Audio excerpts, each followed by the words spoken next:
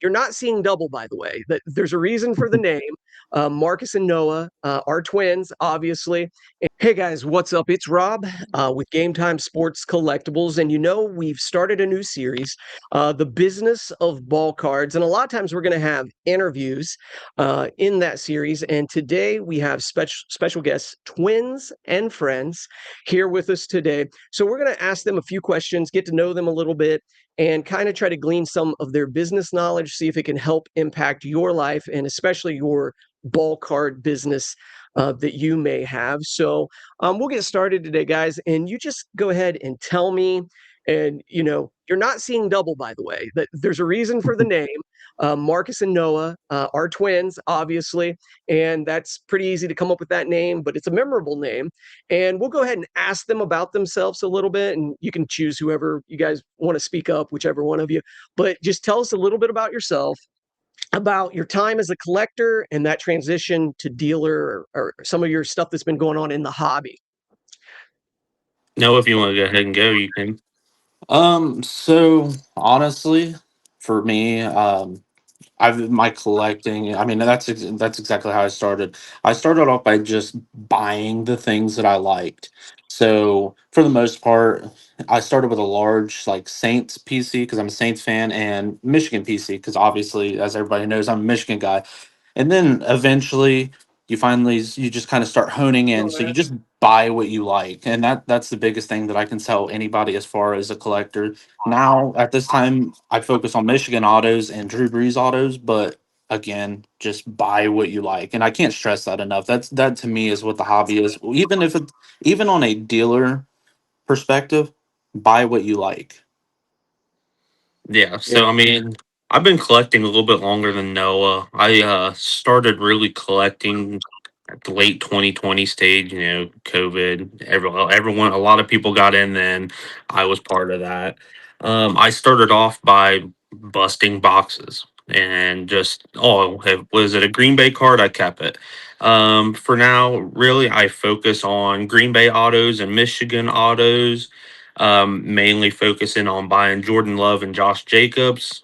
And that's where we're at. And like Noah said, can't stress it enough, buy what you like. I I overpay on a lot of autos that I see at shows because either A, I don't have them, or B, I really like them. If it's something I like, I really don't care about the price. Yeah.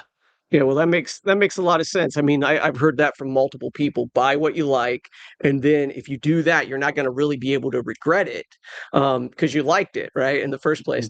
And both of you said a couple things I'd jump on. It's probably got to be a little bit difficult to be Michigan fans here in Ohio, but I'm not going to throw you any shade because, even though I'm here in Ohio, my daughter just graduated from the University of Michigan with a master's degree. So I'm not throwing any shade about Michigan in this one, but I think it was you, Marcus, that mentioned that you got started by busting, and busting 2020, it was still affordable, but now Yes. we've seen like these prices get really out of hand. So I'm just curious, do you still bust as much as you used to? I don't bust as much as I usually do, or I used to, because I just kind of strayed away from that. And it's not really even a price perspective. It's just sort of like a bang for your buck perspective. I mean, I was opening boxes looking for Green Bay autos. And what are the Yeah. chances that there's 32 teams in the NFL, and you buy a blaster that's a guaranteed auto? That's a very slim chance to just get, Green Bay auto, let alone a specific player. Yeah. Yeah, for sure. So I guess if you were going to, and you might get more in a break or something where you could be specific. What? Yeah, I mean, I get in breaks from time to time, very rarely. I normally just, if versus spending $100 on a break, I could buy, I don't have these three players. I can go on eBay or put up a post on Facebook looking, hey, looking for Green Bay autos. So for my Yeah. $100 that I would want to spend on a break, I would just divvy it up between two or three different cards that I really want. Because me, again, I don't care who the player is. For the most part, I'll buy it if I don't have it in my collection. Yeah. That makes sense. And also, as far as not busting as much or whatever, I mean, even Mhm. though that's my focus. That's how I've made a living in this hobby. It is still not for everyone. And if you're making that turn into a business, it's probably not the best thing to do. Although I have seen the prices actually kind of begin to come back to earth a Mhm. little bit Mhm. on some of these recent things. And this is just in the last 3 weeks. So knowing you guys a little bit and knowing you from this area, Central Ohio, Southern Ohio, basic area, I know you guys recently made the decision to kind of go into cards full time. And just can you kind of tell us about that decision, how that came about, why that decision came about, and any support you had along the way to kind of help make that possible? So to cut straight to the chase, that decision came out whenever because we both worked at the same day job, and it sounds corny, but we kept on telling them like we don't have to be here. We don't have to be here. Well, then they start working us. We go from working 8-hour days to 12-hour days. So then that starts cutting into our card time. And then they start working us on Saturdays, which cuts into our show time. And quite honestly, we were both on the brink of being fired because of our attendance. So we're like, oh, well, instead of getting fired, we'll just go ahead and put in our 2 weeks because we know that the numbers make sense for us both to completely quit and do this full time. And it's been the best decision. We have like I went head first into it on the full time. We had, we've built up a reputation, so that helped out a lot instead of going in, not knowing what to do. So we asked a lot of people about for some advice, and we still do every day. We're asking a couple people that we know that do this full time for advice, but that's where we went from. As for was it nervous? It was. We were very nervous. We got through. We just got through. We're about a month and a half in, and I encourage anyone that if the numbers make sense financially for you to quit your job and pursue your hobby full time, to absolutely do it. Yeah, and that's the big thing is we went through and was crunching numbers, and it turned in, and it's funny, and I'm even going to touch back on the work part. There was a lot of times at our day job where our boss or whatever would be like, "Hey, have you seen your brother?" To either one of us, I'm like, "No, I'm not his babysitter," knowing good Mhm. and well that one of us, whether they're asking Marcus or they're asking me, is in the work bathroom pricing out collections that we're buying. And that I can't tell you how many times it has happened. Um, they'd be like, "Have you seen him?" I'm like, "Oh, I don't know. I'm not his babysitter." And knowing good Yeah. and well, either in the bathroom or hiding in a bin location, using Card Ladder, looking at Facebook, like pricing out these collections, answering DMs and stuff like that. So it had gotten to the point to where it was it was a one or the other thing. Like Marcus said, at this point, because actually we both got PTO in February. At this point, come towards the middle of March, we was already out of PTO, and we just got PTO in February. And our previous workplace allocated us 12 points, so 1 point was an absence, and we was both already up to 10 and a half.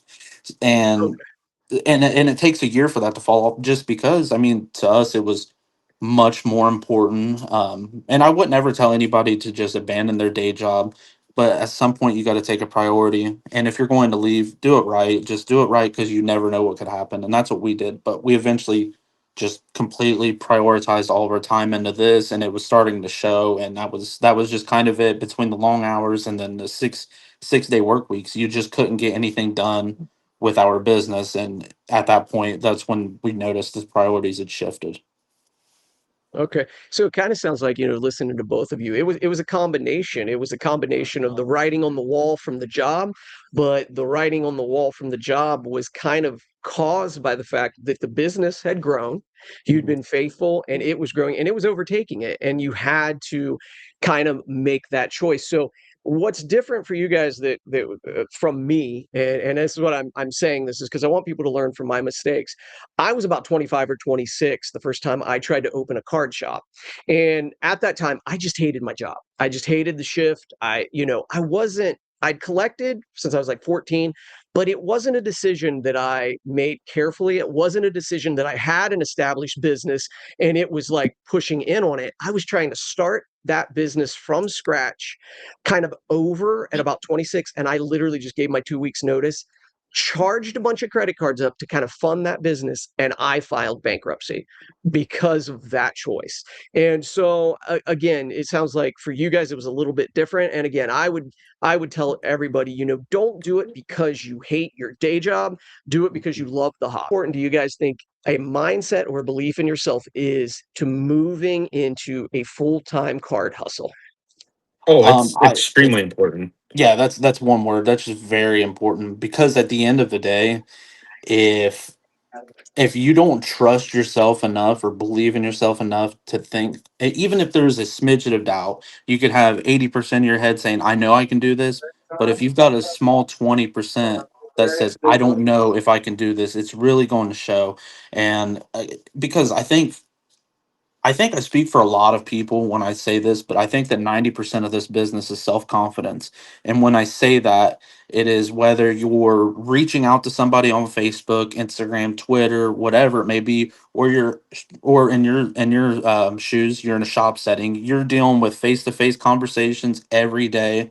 And then for us, vendor shows, card shows, if you can't be confident in yourself enough to want to do it full time, then it's just, to me, it's again, it's that self-confidence thing. If you're not self-confident enough to do that, you've got to be, does that make sense? I'm trying to think of how to properly explain it, but I think Yeah. regardless, it's the confidence. You have to be confident. So Yeah. actually, within being part of this industry, I have myself grown some more confidence because, like, before this, I would never just walk up to some random person and just start talking to them. Like I'd stay to myself, hey, hi, and just something of that gesture. But now, like, I don't care who it is. I'll walk up to them. Hey, how's it going? How's your day? Show going good? I like Mhm. this, and this. Let's try to work out some sort of deal if you're open to it. Anyone, I'll Mhm. go into a shop. I'll talk to anyone.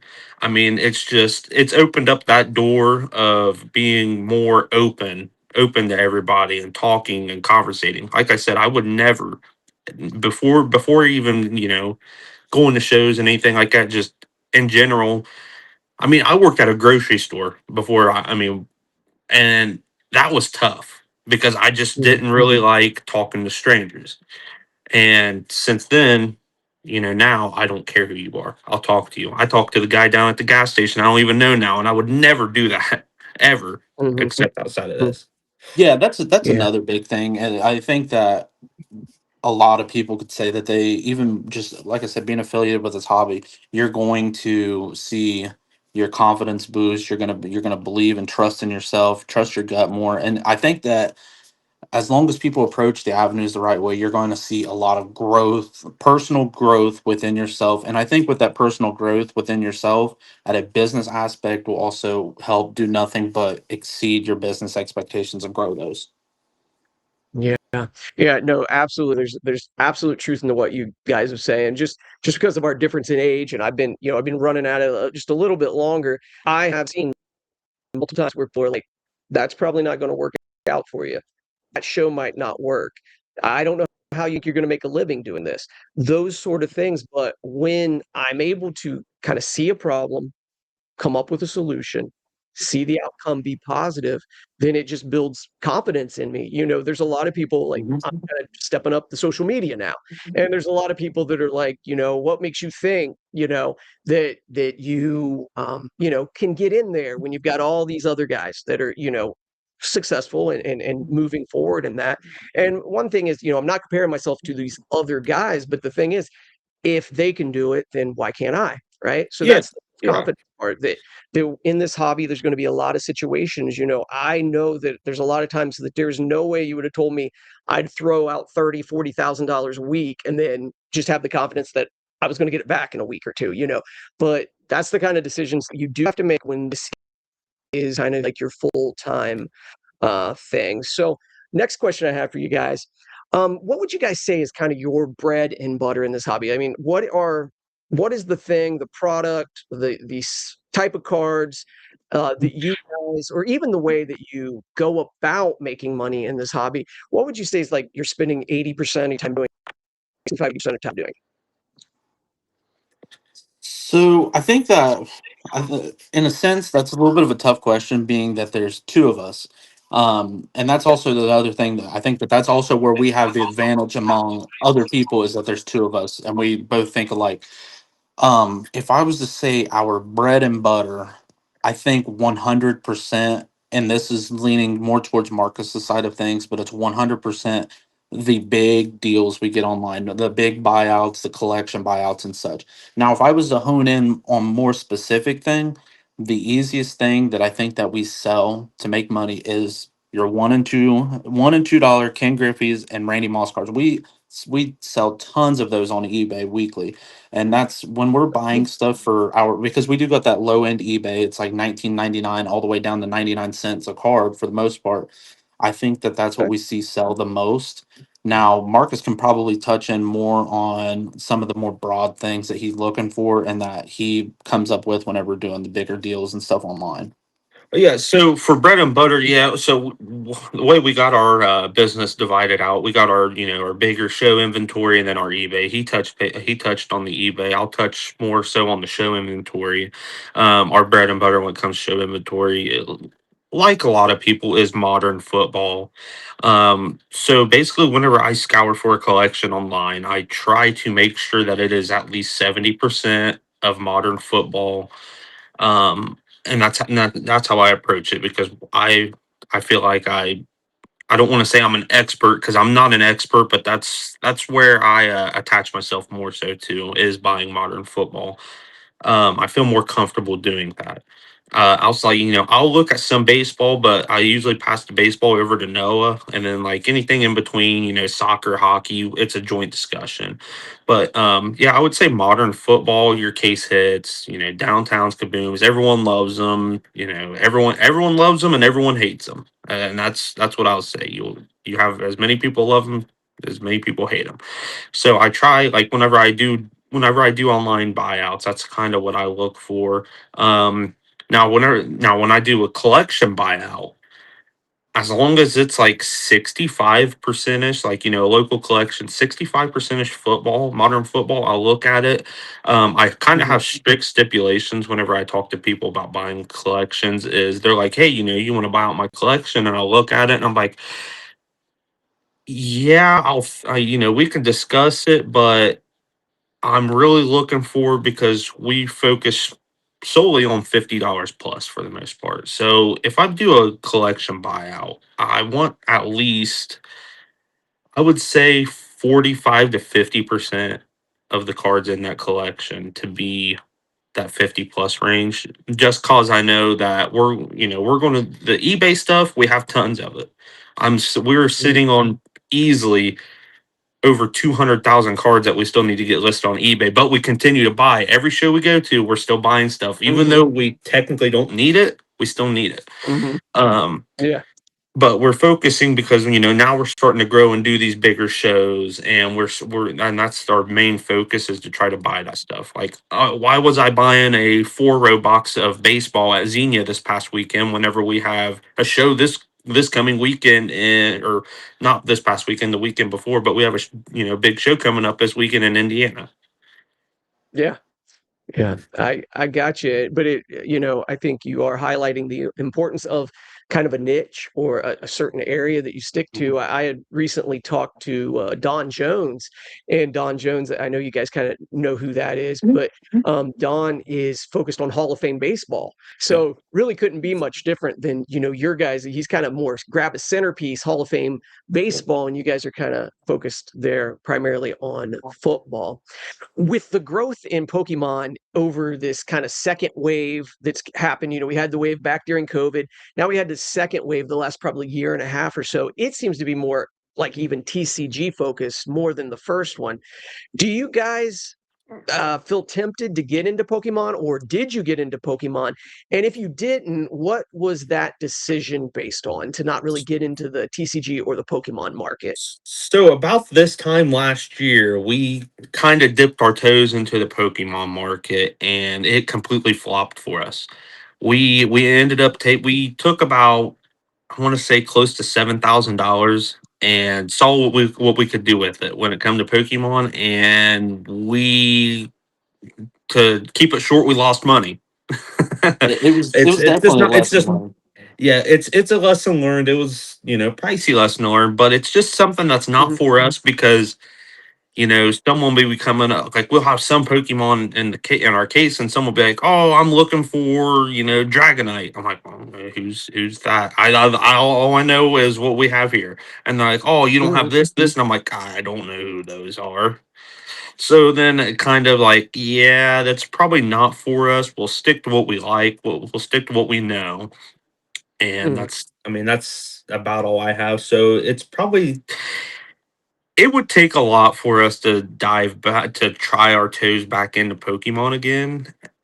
I would like to think that if we was to ever dip our toes back into Pokemon, I would find somebody that I trust that really knows Pokemon and that really wants to get within the in the business, and I would, hey, here's this, go get what you think we need, and I'm gonna let you run the TCG side of things. And I think that ultimately, if Yeah. we was to ever get back into that, that would be the absolute only avenue that we would take within it, just because from I just remember when we first bought Pokemon, like Marcus said, we spent Mhm, about $7,000 and we bought nothing but slabs. We found because mhm, like I can tell you what a full art is and stuff like that. We went and bought nothing but full art and like rare graded Pokemon. And whenever it came to the time to just price it out and stuff like that, we was using card ladder, and then somebody's like, oh no, no, you can't, you need to use this or this or this or this because that's all different. I'm like,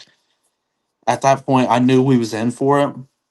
Now, like you said, take for granted we did lose some, but what had ended up happening is we ultimately we got a bailout. We found somebody who was buying Pokemon in bulk. We took it to a few shows and tried it out, and it didn't work, and just bulk sold all of it, and then just took and reinvested it. Yeah, and that's Mhm, what I'll touch back on the bulk sale, like, and that's one thing we tell people, like, if it's stagnant or if it's something that you're going to lose money on, from our experience, it is best to lose your money as fast as you can. That way you can reinvest it into something else. Yeah. Because if it's yeah, just sitting there and, say for instance, this card, oh, it's a dollar card. I have $50 on it. And someone's like, oh, mhm, well, you're over. It's went to, take your loss and reinvest that dollar somewhere else, because the quicker mhm. you reinvest it, the faster you can grow it. Yeah. Absolutely. So, I don't know if you guys, I mean, I'm glad I asked this question because you guys said two things that I think are like very significant, very important when we're talking about business. One, you figured out when to count your losses to decide this was the point to get out. And sometimes people just hang on to something way too long, way longer than they need to. But so you got to figure that out. You got to figure out, is there growth here, or do I just need to cut the losses and move on? So that's a very good point. But the other thing that Noah said is proving to me you guys do have a lot of confidence, because you're like, if we were going to get back into TCG, if we were going to get back into Pokemon, we'd hire a guy and he Yep. would handle that for us. So you're moving out from just being self-employed and working yourself to death. And believe me, I know the difference between, like, just being self-employed, trying to work yourself to death, but then stepping up and saying, no, this is a business. And if it's a business, it's going to be ran a certain way. And that way is going to have me having employees. It's going to have me having people that are experts in certain areas, because I can't do everything.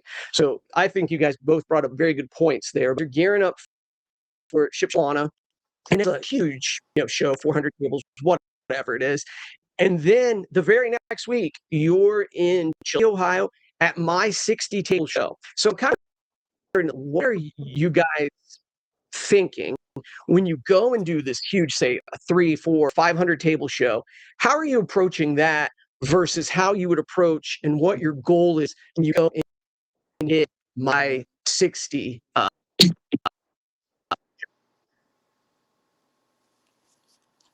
So the approach really isn't too crazy different. It is just, so we've got a bunch of inventory right now, and the only difference is between Shipshawana and your show for us is going to be the amount of inventory that's readily available.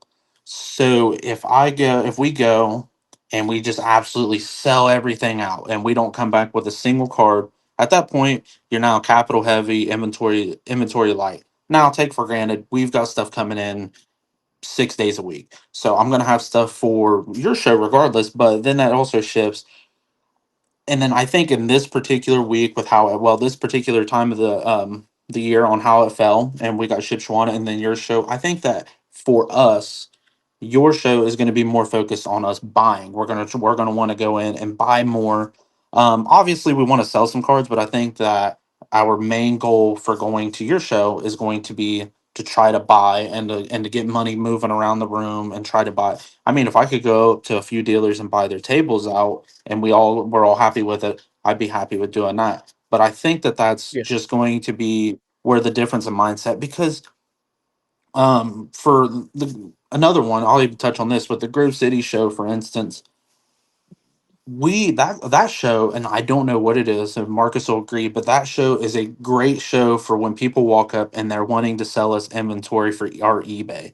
Just this bulk, really nice bulk, cheap inventory. So to us, that is another one of those. I know I'm going to sell a bunch, but Mhm. I can also, the week coming into Grove City, or even the 2 weeks going into it, I can look at things and be like, we don't need to buy any eBay inventory, because here in a week or two when we're at Grove City, we're going to be able to buy almost as much of it as we want from walk-ups. So I think that there's our approach on how we prep for them is prep for the shows are exactly the same. We want to have as much inventory going to each and every show that we can possibly have, whether it's 50 to $150 or even some $1,000 plus cards, whatever it may be. We want to have as much inventory and nice stuff, but it also depends on how the shows fall, as whether we're going to be more so focused on selling or more so focused on buying. Yeah, Yeah, and I makes a lot want of to sense. say, yeah, I want to say the weekend. It's either the weekend or two after your show. We'll be back in Xenia. So it follows. It's a nice following on how it goes, because we'll go to Shipshawana, we'll sell a lot, we'll have a lot, we'll still have some decent stuff, decent amount coming in the mail leading up to your show the following weekend. Mhm. We'll go to your show, set up, and just try to buy, and then we'll have Xenia. And at Xenia, we do both. I mean, we do a great amount of both between buying and selling. But yeah, as for prepping, it's pretty much the same. Outside of one show, we gotta get a hotel Airbnb, and the other we can just drive there and drive back. Yeah, yeah, yeah.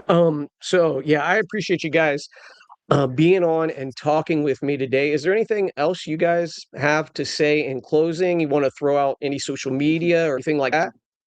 Yeah, so I mean, our social medias, you can look up Twins and Friends Cards and Collectibles on Facebook, and Twins and Friends Cards on Instagram. In both Facebook and Instagram, we have a link attached to our eBay. As for socials, I believe that's about it for now. We're trying to come up with a couple ideas to brew into the content space to keep our social media somewhat active, because we're not that's one thing that we're struggling on right now, is staying active on social media. Like, we'll post cards to our stories, but like actual posts that are going to stay up there for everyone to see, we don't really do too much of that. And another thing I'll leave on here, and I'll let everyone know, is don't be afraid to ask anybody for help. I ask people for help all the time. Ball card show, I asked Gary for literally every day, hey Gary, I'm seeing this value on the card. What do you see, or do you agree, or does this sound high, or does this sound cheap, or just a general question, just general help. I mean, Kyle, our buddy Kyle that sits up with us, I do the same thing. We're always asking each Mhm. other for advice and help.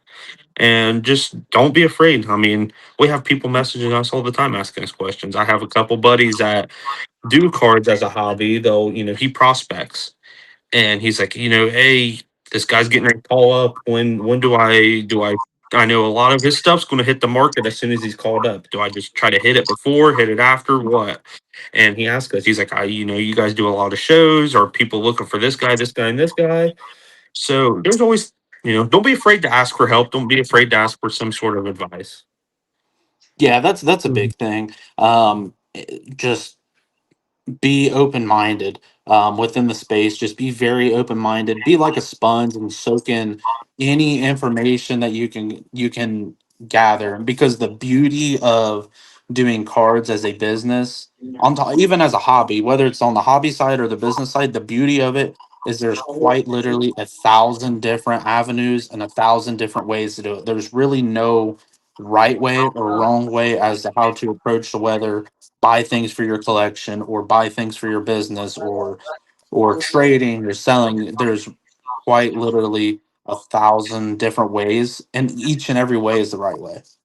So yeah, we all kind of communicate, and it's great, and everybody wants to. For the most part, people want to see people win. There's Mhm. it's cliche, but there's enough listen higher people for all of it to eat. So I thank you guys for being on here. I wish you the best of luck this weekend, and I'll see you definitely at Chili Coffee Show. And I appreciate you guys, Yeah, Yeah, thank you thank for you. having us. Yeah, absolutely. I appreciate you having us on, and it's been a pleasure.